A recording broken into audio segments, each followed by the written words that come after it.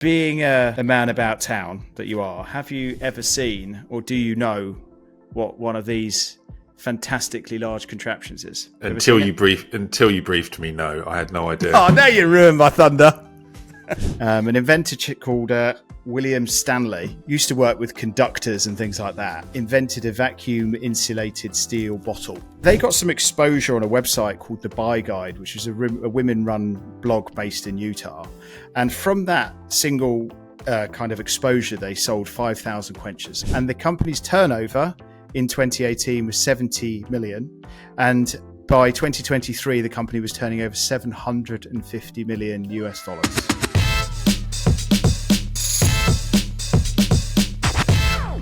Hit me. Doug, Yeah? Question for you, my friend. Mm-hmm.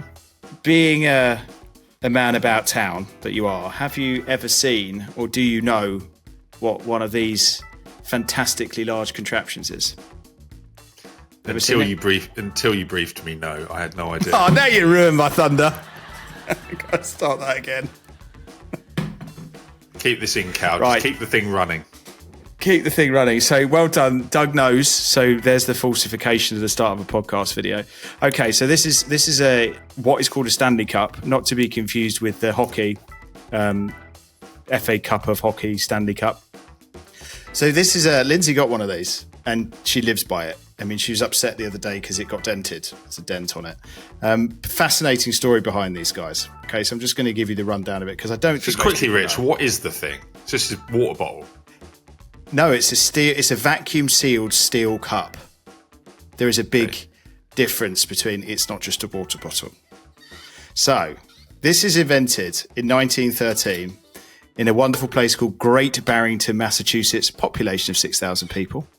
An inventor called William Stanley used to work with conductors and things like that. Invented a vacuum insulated steel bottle, which was a big move away from glass at the time. So it's a bit revolutionary. So 1913, this guy's like mid-50s. You know, he's like 55 and he's plooting away, you can imagine, in his shed somewhere. And he's come up with this vacuum insulated in this bottle and he started selling it. Sadly, after 2 years, he passed away. So William Stanley never got to see the fruits of his design, but it was picked up. It was picked up by a company that went on to hire people to go and run it out and work with the invention, bought the IP, the patent, and just started developing it.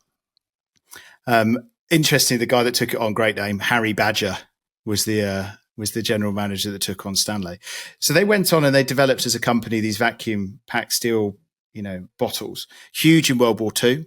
I don't know if you've ever seen Master of the Air, you watch Memphis Belle, where they were having their soup out of those steel bottles, and that's where they used to keep all the stuff. Those are Stanley Cups or Stanley bottles.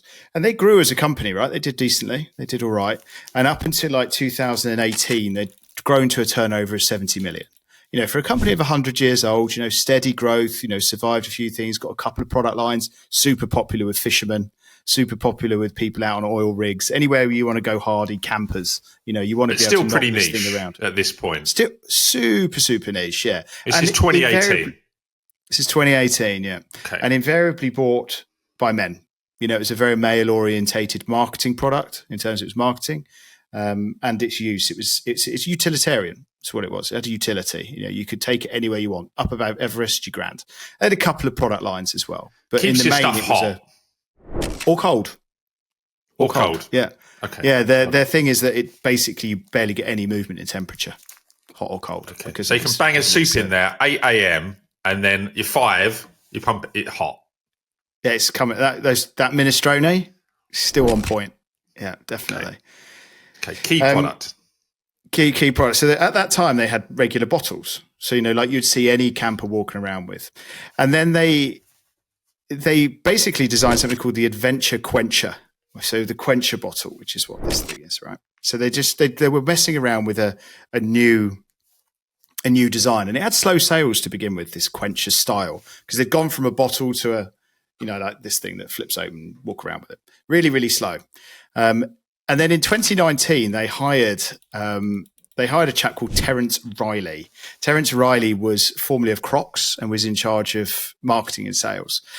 They got some exposure on a website called The Buy Guide, which is a women-run blog based in Utah. And from that single kind of exposure, they sold 5,000 quenchers off the back of this. This is 2019. And then Terence Riley spotted that there is an opportunity to remarket Stanley as a brand and Stanley as a cup and the quencher and take it to market. And then from 2020, which is probably fueled maybe from the pandemic, but maybe not, 2020 to 2021, the quencher sales rose 275%. And the company's turnover in 2018 was 70 million. And by 2023, the company was turning over 750 million US dollars. They've completely 10x. switched out 10x. Yeah, they completely switched out all of their marketing to primarily sell to women, and they offer these cups in like 20 different colors, and they've got different size ones. Lindsay's got I think this is like a liter or something, but it's completely exploded. And I think it's just a fascinating story that you got this legacy company producing like shit for camping and flying around in planes. Someone's had the foresight to go, you know what, let's try design this different company. I think this could be a new use for it. Going to the gym, going to yoga, doing whatever you need to do out about town. They changed the handle on it.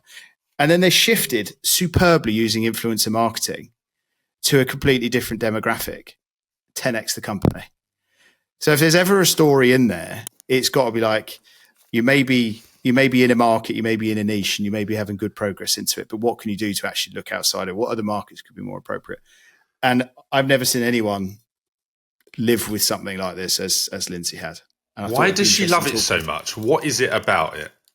And it's just like a bottle twofold. to me. Yeah, twofold.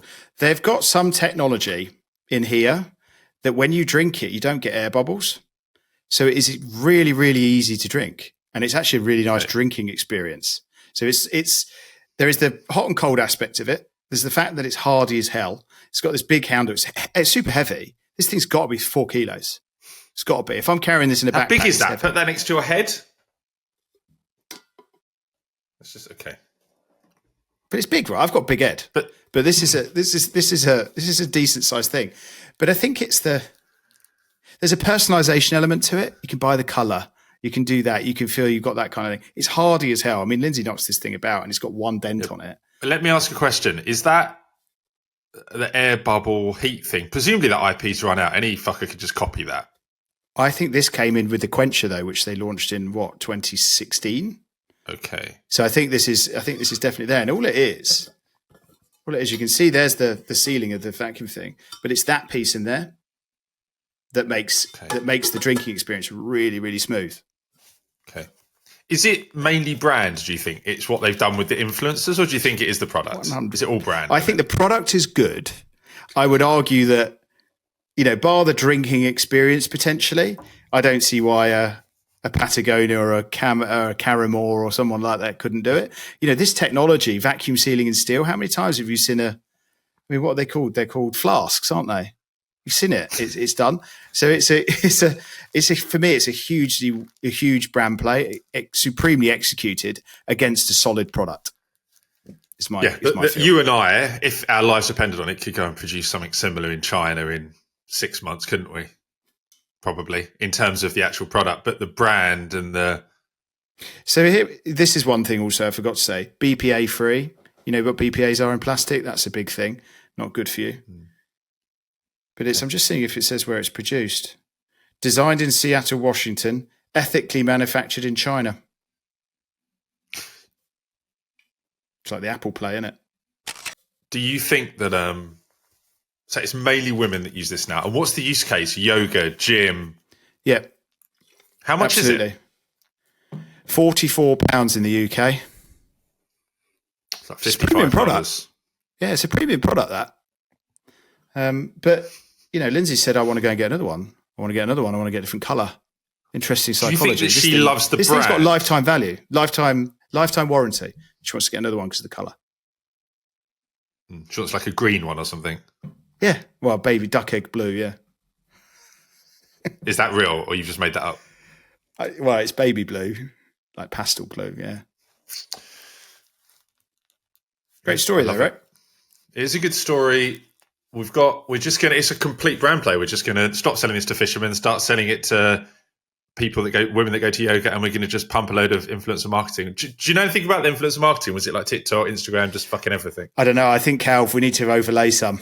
We need to go and get some examples of what the influencer marketing was for it, but it's supremely executed. To go and get 10x on a legacy brand on a flask, as much as the tech's good, that's a well executed set of marketing in it. Yeah, Terence Riley of Crocs. That's who did it. There we just get a picture of him, a few of the TikTok channels, and we're in business. Yeah, that's a great one, Rich. Outro from you or from me? From you, I think. If you need to take a brand and just vomit that onto social media, and you need somebody to do that knows how social media works, and an agency's got a spoon and they're about to carve your eye out of your head for $10,000, you need someone in-house. If you do that in the US, you're going to pay $8,000-9,000 a month for someone. If you come to Marketing Pros and you hire someone in South Africa, same skill set to do that for you, you are going to pay $2,000, and you are going to do a Stanley Cup. $2,000 a month, you're going to get an elite social media person pumping your brand out there. See you next time, Rich. Thanks, Doug.